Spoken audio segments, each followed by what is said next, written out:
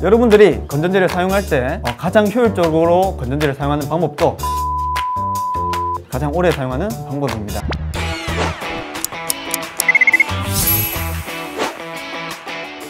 전기적 청결 실정.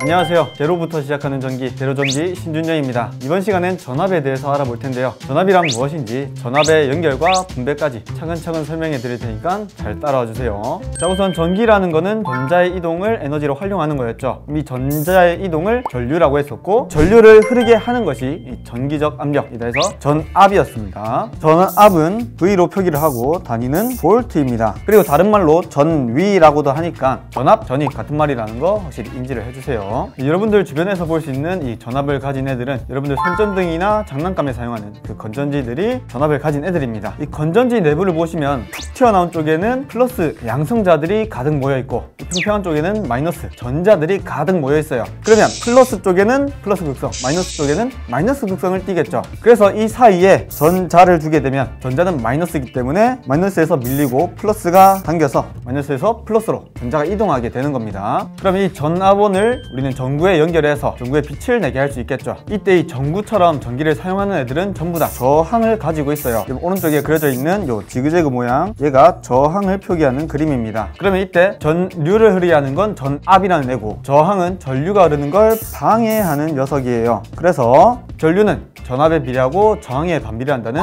ohm의 법칙이 성립하게 되어 있습니다. 오늘은 우리가 전압에 대해서 알아볼 거니까 얘를 전압에 대한 공식으로 바꿔주면 V는 IR이 되겠죠. 자, 전압은 뭐라고 생각하시면 되냐면 물탱크에 물이 가득 차 있는 거라고 생각하시면 돼요. 그러면 여기에다가 파이프를 연결하면 물이 흘러가겠죠. 그럼 요때 이 물탱크의 압력이 전압이라고 할 수 있고, 물의 흐름이 전류라고 할 수 있습니다. 그러면 물은 높은 데서 낮은 데로 흐르죠. 전류도 똑같아요. 전압이 높은 곳에서 낮은 데로 이렇게 흘러갑니다. 그러면 아까 그 건전지를 간단하게 표기했을 때 이렇게 그릴 수가 있는데, 전류는 플러스에서 마이너스로 흘러가니까 플러스가 전압이 높은 쪽이라고 생각할 수가 있겠죠. 자, 근데 아까 전자는 마이너스에서 플러스로 이동한다 했는데 전류는 왜 플러스에서 마이너스인지는 전류 파트에서 자세히 다루니까 그 영상을 참고해 주시면 감사하겠습니다.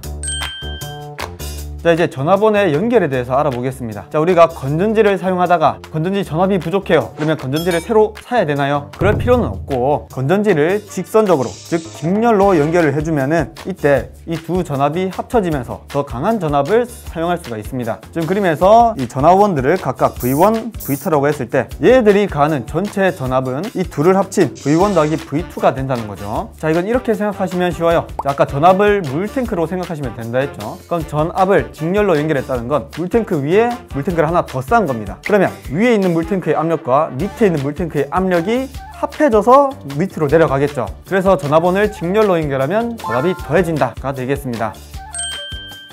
자, 한번 예를 들어 볼게요. 자, 10V짜리 애와 6V짜리 애를 직렬로 연결했습니다. 그러면 10V에도 이렇게 10V만큼 힘을 가할 거고, 6V짜리에도 이 방향으로 힘을 가하겠죠. 그러면 10 더하기 6 하면 당연히 16V가 이 저항에 가해지게 되는 겁니다. 자, 그러면 이때 전압원을 하나 거꾸로 연결하면 어떻게 될까요? 자, 지금 6V와 2V에 플러스가 마주보게 연결을 했어요. 6V는 이 아래쪽 방향으로 6만큼 힘을 가할 거고, 2V는 반대로 위로 힘을 가하겠죠. 그럼 6이랑 2랑 싸워서 누가 이깁니까? 당연히 6이 이기겠죠. 그래서 일단 전류는 6V가 가리키는 방향대로 흘러갈 텐데, 이때 저항에 가해지는 전체 전압은 6에서 2를 뺀 나머지 4V가 걸리게 됩니다. 그래서 여러분들 건전지 연결할 때 항상 한쪽 스프링이 있고 한쪽 평평한 거 있죠? 이걸 잘 보고 연결을 해야 되는 게 이런 이유 때문이에요. 자, 그러면 이제 병렬 연결 한번 보겠습니다. 근데 병렬 연결은 간단해요. 전압은 병렬이면은 항상 똑같다고 생각하시면 됩니다. 이렇게 연결했을 때 V1이나 V2나 아니면 전체 전압이나 다 똑같은 전압을 가져요. 근데 전압원을 병렬로 연결할 땐 조건이 하나 있습니다. 그 전압들이 다 똑같은 값을 가져야 돼요. 자, 왠지는 물탱크로 비유해서 설명을 해드리겠습니다. 자, 전압원을 병렬로 연결했다는 건 이 물탱크랑 저 물탱크가 같이 하나의 파이프에 물을 보내주는 거예요. 그러면 얘의 압력이랑 얘의 압력이 다를 게 없죠. 전체적으로 수위는 일정하기 때문에 전체 전압은 변함이 없는 겁니다. 근데 만약 이 상황에서 V1이 물을 가득 채웠고 V2는 물을 한 반 정도밖에 안 채웠다 라고 하면은 전류도 물이랑 마찬가지로 높은 데서 낮은 데로 흐른다고 했어요. 그러면 일단 파이프로 물을 보내긴 하겠죠. 그런데 이 압력이 물탱크에서 물탱크로도 흘러갈 수가 있겠네요. 왜? 얘가 이쪽으로도 압력을 가하니까. 우리는 목적이 전류를 밖으로 내보내는 게 목적인데 얘네들끼리 이렇게 전류를 주고받으면 문제가 생기는 겁니다. 전압은 병렬 연결할 때 무조건 같은 크기를 사용해 주셔야 돼요. 여러분들이 건전지를 사용할 때 가장 효율적으로 건전지를 사용하는 방법도 같이산 건전지를 동시에 바꿔주는 게 가장 오래 사용하는 방법입니다. 자, 그러면 이제 전압의 법칙들에 대해서 보겠습니다. 히르유프의 전압 법칙이라는 게 있는데 사전적 의미를 보면 회로에서 전체 전압 강하의 합은 0이다. 뭔 소리인지 모르겠죠? 자, 간단히 말하면 저항이 3개가 직렬로 있어요. 그럼 우리는 전압을 가했습니다. 그럼 전압을 저항에 다 쓰고 와야 된다는 거예요. 예를 들어서 10을 가했어요. 그럼 10을 가했으면 V1에다가 2 가했고 V2에 5 가하면 이제 3 남았죠. 3을 남은데 여기 다 쓰고 와야 된다는 거예요. 정리를 하자면 전체 전압이 V1이랑 V2랑 V3 얘네들한테 분배가 된다는 거죠. 자, 그러면 우리가 분배된다는 건 알았는데 비율은 누가 정하냐는 거죠. 이거는 옴의 법칙에서 힌트를 얻을 수가 있습니다. 자, 아까 V는 IR이라고 했어요.